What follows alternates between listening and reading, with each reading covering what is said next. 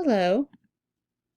Today I'm going to present material on a genre of literature called Southern Gothic. Just so you know, a genre is a category of artistic composition, art, music, literature, film, etc. For instance, the song Stereo Hearts that we studied last week is a combination of rap and pop genres. This week's reading includes William Faulkner's short story, A Rose for Emily, which is an example of the Southern Gothic literary genre. Knowing more about this genre of literature will help you better understand the story and make an argument about its reading. In terms of literary heritage, Southern Gothic is a descendant of earlier genre known as American Gothic. Next week's reading, The Yellow Wallpaper by Charlotte Perkins Gilman, is an example of this genre, American Gothic.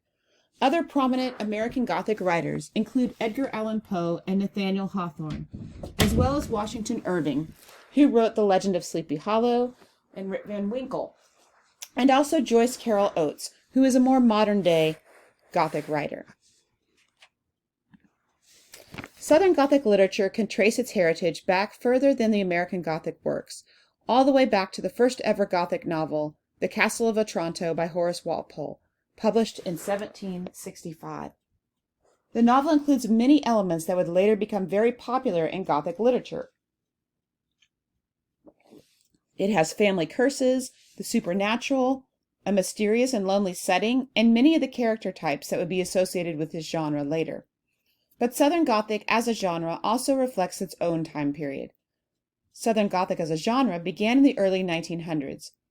For that reason, we find many modernist elements in Southern Gothic literature. More on what this means in a bit.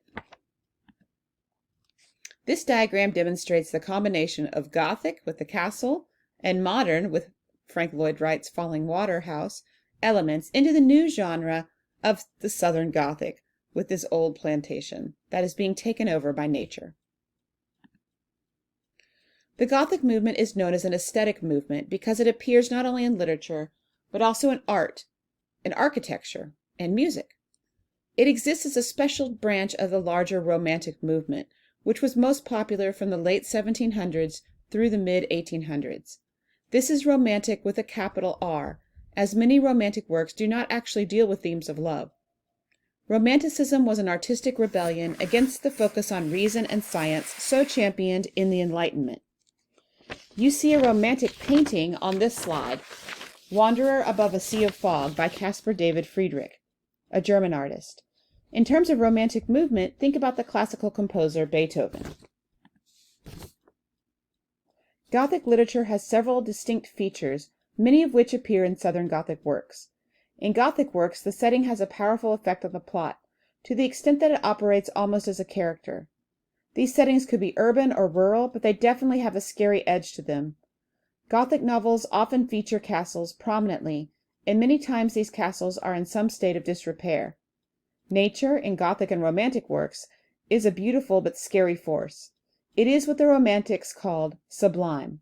So picture an erupting geyser, an avalanche, a storm at sea, a windswept mountain, the painting, Wanderer Above a Sea of Fog, instead of a peaceful meadow populated by hopping bunnies and wildflowers. Isolation is a big theme in Gothic literature, and characters may be isolated geographically, for instance, living on a castle on a cliff far out in the country, socially, if they are cut off from friends and family, or psychologically, by just feeling alone. The characters in Gothic literature experience intense emotions. Wuthering Heights, an English novel by Emily Bronte, depicts this aspect of Gothic literature quite effectively. Gothic literature also features certain character types, like the fallen hero, the woman as victim, a virginal heroine, and a villain or tyrant that is responsible for the evil in the book. Common themes explored by Gothic literature include light versus dark, repression, the desire for forbidden knowledge, and the weight of history, which would be a wrong done in the past or an old family secret. I've listed here some famous examples of Gothic literature, although there are many more. Frankenstein by Mary Shelley, the works of Edgar Allan Poe, both short stories and poems, Wuthering Heights, which I mentioned earlier, Dr. Jekyll and Mr. Hyde by Robert Louis Stevenson, which is a Gothic story with an urban setting, and the book jacket I pictured, Daphne du Maurier's Rebecca, a great read, by the way, if you're in the mood to be deliciously scared. Because of the time period, early 20th century, when authors were writing Southern Gothic novels, this literary genre is also heavily influenced by the modernist movement. This movement, like Romanticism, was an aesthetic movement in art, literature, film, and architecture. You see here the famous modernist work by Picasso, Guernica, painted in 1937. Scholars debate modernism's time frame, but works that could later be called modernist began emerging in the 1880s and ran through the 1950s, maybe into the 1960s. If you know any world or American history, you can think of the series of cultural shocks that occurred in the early 20th century, including World War I, the Russian Revolution, the Great Depression, World War II, etc.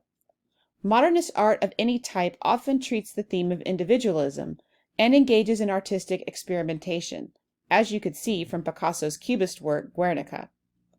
Modernist artists often employ symbolism, which in literature manifests itself as poems written like riddles to be solved and stories with multiple layers of meaning. All this experimentalism and symbolism is the modernist artist's attempt to make sense of a broken world. Let's talk now about how, specifically, Southern Gothic demonstrates its dual Gothic and modernist heritage. In terms of its Gothic aspects, Southern Gothic works heavily feature settings in decay, but those settings may be plantations or old homes instead of castles. Nature is featured as a dark force, as in Romantic and Gothic works, but nature often is presented as overgrown and twisted. If you've ever traveled to southern states east of the Mississippi River, picture the invasive vine kudzu crawling all over everything, including telephone lines. Southern Gothic stories, like Gothic ones, feel the weight of history, but in Southern Gothic works, that history centers around the Civil War, slavery, and ongoing racial discrimination. And, like their Gothic novel forebears, Southern Gothic works feature violence prominently. Now let's look at how modernism appears in Southern Gothic works. First of all, both genres of literature often treat the themes of individualism and alienation. Both often feature an anti-hero as a protagonist. An anti-hero is a main character that is flawed in some way and who sometimes acts more like a villain. This is also a feature of many popular culture works of today. Think of Walter from Breaking Bad, or Marvel characters like Jessica Jones. I'm sure you can think of anti-heroes from your own favorite TV shows or movies. The anti-hero is everywhere. Another modernist aspect of Southern Gothic literature is the blurring of the line between victim and villain.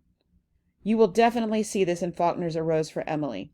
As you read, look for the ways Miss Emily is both the victim of horrid treatment, but also quite able to dish out horrid treatment herself. In addition to being a blend of Gothic and modernism, Southern Gothic has some features that are distinctive to itself as a genre. The first of these is a strong sense of place. The location of A Rose for Emily, for example, is Jefferson County, Mississippi. Faulkner, the author, made up this county and sets most of his short stories and novels there. In fact, if you read another Faulkner work, you may find characters who interact or reference characters in his other stories. The main character in Barn Burning, Sardy Snopes, is named after Colonel Sartoris from A Rose for Emily. He is the former mayor who supposedly absolves Emily's family from ever having to pay taxes. Another huge feature of Southern Gothic literature is the grotesque. The grotesque in Southern Gothic literature is something strange, ugly, fascinating, disgusting, unusual, etc. I'm not going to let you know what the grotesque element is in A Rose for Emily, because I don't want to engage in spoilers. However, do look for it, and know that the purpose of the grotesque in Southern Gothic literature is to reveal something wrong with the culture of the South at large.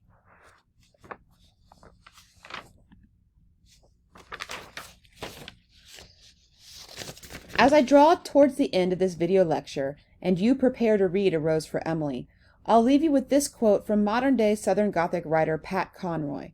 It's meant to encapsulate, in one shocking sentence, the Southern Gothic themes, like family secrets, the grotesque, etc. On the night the hogs ate Willie, Mama died when she found out what Daddy did to Sister.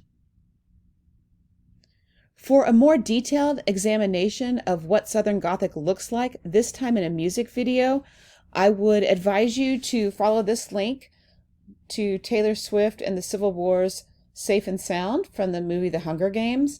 If you go online on my linked PowerPoint, you'll see my analysis of it. I can't link it here because this is going on YouTube, and I know from bitter firsthand experience that it will get banned from YouTube. So anyway, it's been good to talk to you today. I look forward to hearing your thoughts on A Rose for Emily.